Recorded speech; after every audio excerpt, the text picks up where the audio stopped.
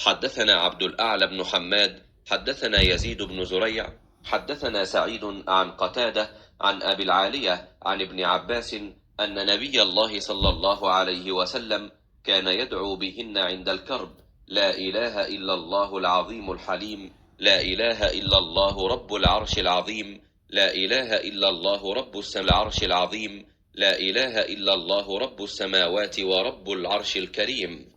ही बुखारी हदीस नंबर 7431। सईद ने बयान किया, उनसे कतादा ने, उनसे अबुल आलिया ने और उनसे इब्ने अब्बास रदी अल्लाह अन्हु ने कि नबी करीम सल्लल्लाहु अलैहि वसल्लम ये दुआ परेशानी के वक्त करते थे: कोई माबूद अल्लाह के सिवा नहीं जो अजीम है और बुर्दबार है, कोई माबूद अल्लाह के सिवा नहीं जो अर्श अजीम का रब है,